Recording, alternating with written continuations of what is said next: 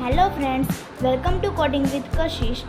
आज के इस वीडियो में हम बात करेंगे लूपिंग स्ट्रक्चर्स इन C++ के बारे में। लूप का मतलब होता है एक काम को बार बार रिपीट करना। प्रोग्रामिंग में जब हमें किसी स्टेटमेंट को बार बार रन करना होता है तब हम लूप का यूज़ करते हैं। C लैंग्वेज की तरह ही C++ में भी 3 टाइप्स के लूप्स होते हैं। यहाँ पर आप देख सकते हैं लूप्स के टाइप्स। फर्स्ट है फॉर लूप, सेकंड है व्हाइल लूप और थर्ड है डू व्हाइल लूप। हम सारे लूप्स को इंडिविजुअली इन डिटेल समझेंगे। लूप्स में फर्स्ट टाइप है फॉर लूप। बेसिकली जब हमें नंबर ऑफ इटरेशंस ऑलरेडी पता होती है तब हम फॉर लूप का यूज़ करते हैं अपने प्रोग्रामिंग में। यहाँ पर आप फॉर लूप की सिंटैक्स देख सकते हैं। फॉर लूप स्टार्ट होती है फॉर कीवर्ड से और ब्रैकेट में फर्स्ट इनिशियलाइजेशन, जहाँ पर हमें अपने जो भी वेरिएबल लिया है उसे इनिशियलाइज करना होता है। उसके बाद आते हैं सेमीकोलन और सेकंड स्टेप है कंडीशन। यहाँ पर जो भी हम कंडीशन रखना चाहें वो कंडीशन सेकंड स्टेप में डिक्लेयर करनी होती है। और सेमीकोलन के बाद लास्ट में इंक्रीमेंट या डिक्रीमेंट ऑपरेशन परफॉर्म करना होता है। आप लूप में जो भी वैल्यू या स्टेटमेंट प्रिंट कर रहे हैं उसको बढ़ाना है या घटाना है, उसका इंक्रीमेंट करना है या डिक्रीमेंट करना है, वो स्पेसिफाई करने के लिए यहाँ पर इंक्रीमेंट और डिक्रीमेंट वाला थर्ड स्टेप होता है। और उसके बाद लूप बॉडी आती है, जहाँ पर हमें लूप में जो भी काम करना है वो लूप बॉडी के अंदर हम लिखेंगे। फॉर लूप काम कैसे करता है? फॉर लूप जब भी एग्जीक्यूट होगा तो फर्स्ट वो इनिशियलाइजेशन चेक करेगा कि इनिशियलाइज किया गया है या नहीं। उसके बाद कंडीशन चेकिंग होती है। अगर कंडीशन ट्रू होती है तो वो फॉर लूप की बॉडी में आएगा और फॉर लूप की बॉडी में जो भी स्टेटमेंट हमने लिखा होगा उसे एग्जीक्यूट करेगा। और लास्ट में इंक्रीमेंट और डिक्रीमेंट ऑपरेशन चेक करने जाएगा, इंक्रीमेंट है या डिक्रीमेंट। और उसी तरह से जब तक हमारी कंडीशन फॉल्स नहीं होती तब तक हमारा स्टेटमेंट प्रिंट होता रहेगा। यहाँ पर आप एक एग्जांपल देख सकते हैं, जहाँ पर मैंने हेडर फाइल ली है iostream। उसके बाद नेम स्पेस डिक्लेयर किया है std। उसके बाद इंटीजर मैंने मेन फंक्शन लिया है, जहाँ पर इंटीजर i नाम का वेरिएबल लिया है। और यहाँ पर हमारी फॉर लूप स्टार्ट होती है, जहाँ पर मैंने i = 1 यानी कि i को 1 से इनिशियलाइज किया है। और सेमीकोलन के बाद सेकंड स्टेप कंडीशन का है, जहाँ पर मैंने कंडीशन दी हुई है i <= 5, यानी कि जब तक कंडीशन ट्रू होती है, कंडीशन मैच होती है, तब तक हमारा स्टेटमेंट प्रिंट होता रहेगा। और जैसे ही कंडीशन फॉल्स होगी हमारी लूप टर्मिनेट हो जाएगी। i++, जिससे हमारे जो भी वैल्यू है वो इंक्रीज होती जाएगी। उसके बाद लूप बॉडी में cout के साथ i को प्रिंट किया है, जहाँ पर हमारा आउटपुट आएगा जिसमें हम नंबर्स प्रिंट करेंगे 1 से 5 तक।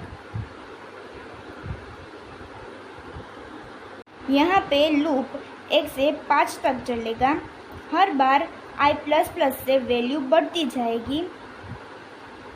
और फॉर लूप को प्री टेस्टेड लूप भी कह सकते हैं, क्योंकि यहाँ पर हमारे पास फर्स्ट कंडीशन आती है, जो कंपाइलर फर्स्ट कंडीशन चेक करता है और उसके बाद हमारा जो भी यहाँ पर स्टेटमेंट होगा उसे प्रिंट करेगा। इसलिए इसे प्री टेस्टेड लूप भी कहा जाता है। सेकंड जो हमारे लूप का टाइप है वो है while loop. Basically while loop जब भी हमें नंबर ऑफ़ इटरेशंस पता नहीं होती है तब हम व्हाइल लूप का यूज़ करते हैं। यहाँ पर मैंने व्हाइल लूप की सिंटैक्स लिखी है, जहाँ पर फर्स्ट हमें इनिशियलाइजेशन करना होगा, जिससे हमें पता चले कि हमारी लूप कौन सी वैल्यू से स्टार्ट होती है। उसके बाद व्हाइल कीवर्ड के साथ कंडीशन पास करनी होती है। उसके बाद यहाँ पर इन ब्रैकेट्स लूप बॉडी आएगी, उसके साथ इंक्रीमेंट और डिक्रीमेंट ऑपरेशन भी परफॉर्म करना रहेगा। लास्ट में सेमीकोलन आएगा। जब हम व्हाइल लूप का यूज़ करते हैं तो कंडीशन के बाद सेमीकोलन नहीं आता है, ये हमें खास नोट करना है। उसके बाद यहाँ पर आप एग्जांपल देख सकते हैं जहाँ पर मैंने आईओस्ट्रीम वाली हेडर फाइल इंक्लूड की है। उसके बाद नेम स्पेस डिक्लेयर किया है std। यहाँ पर आता है हमारा मेन फंक्शन इंटीजर मेन, जहाँ पर मैंने इंटीजर के साथ i को 1 वैल्यू इनिशियलाइज की है। यहाँ पर हमारी व्हाइल लूप स्टार्ट होती है व्हाइल कीवर्ड के साथ, और मैंने यहाँ पर एक कंडीशन पास की है i <= 5, जैसे हमने फॉर लूप में किया था बिल्कुल वैसे ही सेम ही कंडीशन रखी है।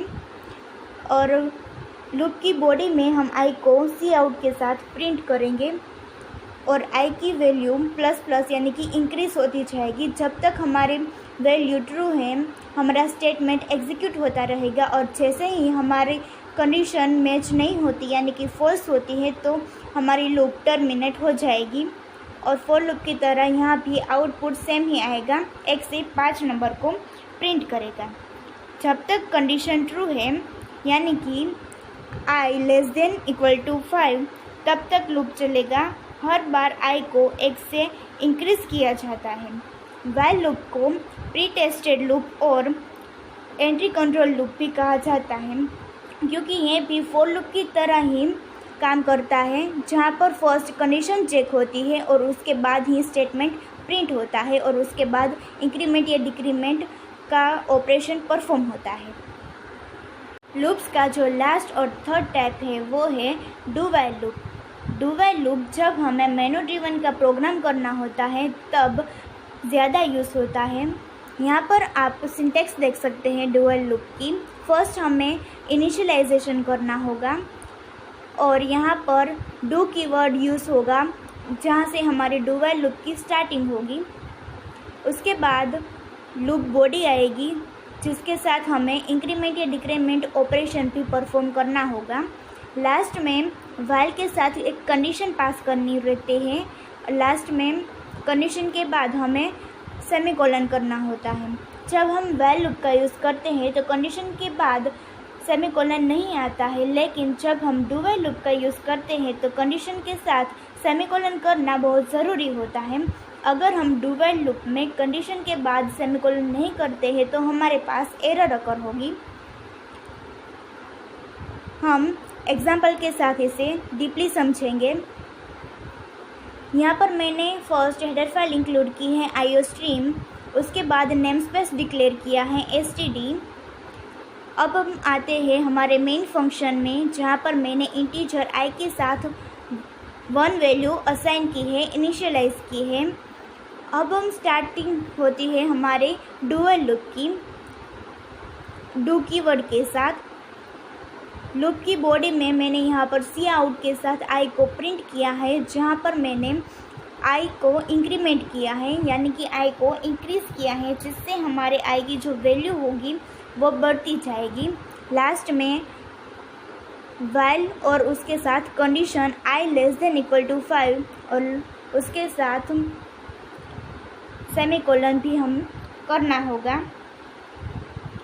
डू व्हाइल लूप में पहले कोड एग्जीक्यूट होता है, बाद में कंडीशन चेक होती है, इसलिए ये लूप कम से कम एक बार ज़रूर चलेगा।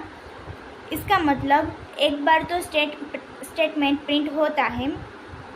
डू व्हाइल लूप को एग्जिट कंट्रोल लूप और पोस्ट टेस्टेड लूप भी कहा जाता है, क्योंकि यहाँ पर फर्स्ट हमें स्टेटमेंट प्रिंट होगा और उसके बाद कंडीशन चेक होगी।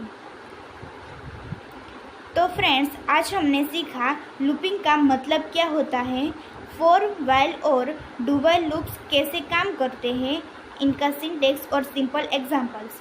अगर आपको ये वीडियो हेल्पफुल लगा हो तो लाइक, शेयर और सब्सक्राइब करना मत भूलना। अगर कोई क्वेरी या क्वेश्चन हो तो कमेंट बॉक्स में कमेंट करना, जिससे मैं आपकी क्वेरी और क्वेश्चन को सॉल्व कर पाऊँ।